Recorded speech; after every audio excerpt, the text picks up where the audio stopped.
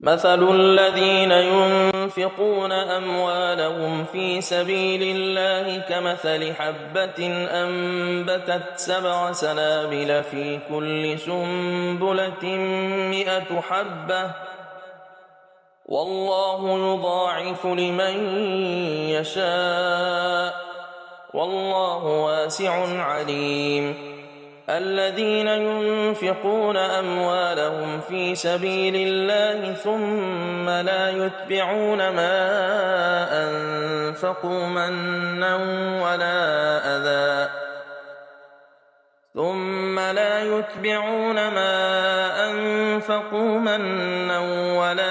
أذى لهم أجرهم عند ربهم ولا خوف عليهم ولا هم يحزنون. قول معروف ومغفرة خير من صدقة يتبعها أذى والله غني حليم.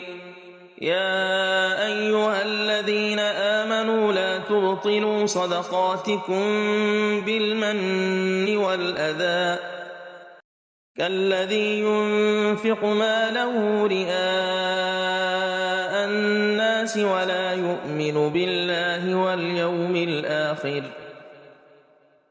فمثله كمثل صفوان عليه تراب فأصابه وابل فتركه صلدا لا يقدرون على شيء مما كسبوا والله لا يهدي القوم الكافرين.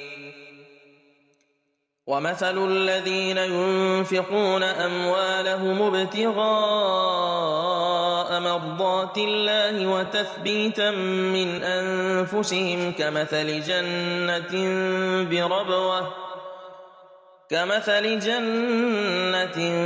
بربوة أصابها وابل فآتت أكلها ضعفين فإن لم يصبها وابل فطل والله بما تعملون بصير. أيود أحدكم أن تكون له جنة من نخيل وأعناب تجري من تحتها الأنهار له فيها من كل الثمرات وأصابه الكبر وله ذرية ضعفاء فأصابها إعصار فيه نار فاحترقت كذلك يبين الله لكم الآيات لعلكم تتفكرون. يا أيها الذين آمنوا أنفقوا من طيبات ما كسبتم ومما أخرجنا لكم من الأرض ولا تيمموا الخبيث منه تنفقون ولستم بآخذيه إلا أن تغمضوا فيه واعلموا أن الله غني حميد. الشيطان يعدكم الفقر ويأمركم بالفحشاء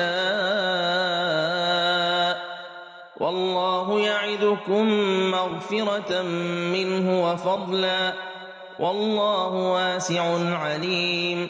يؤتي الحكمة من يشاء ومن يؤت الحكمة فقد أوتي خيرا كثيرا وما يذكر إلا أولو الألباب.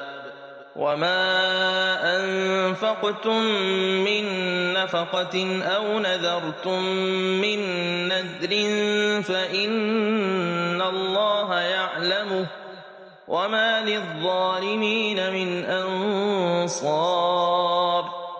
إن تبدوا الصدقات فنعما هي وإن تخفوها وتؤتوها الفقراء فهو خير لكم ويكفر عنكم من سيئاتكم والله بما تعملون خبير.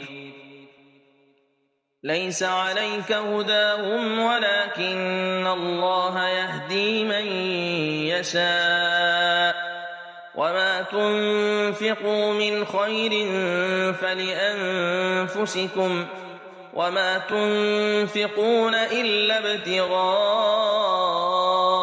وجه الله وما تنفقوا من خير يوفى إليكم وأنتم لا تظلمون للفقراء الذين أحصروا في سبيل الله لا يستطيعون ضربا في الأرض يحسبهم الجاهل أغنياء من التعفف تعرفهم بسيماهم لا يسألون الناس إلحافا وما تنفقوا من خير فإن الله به عليم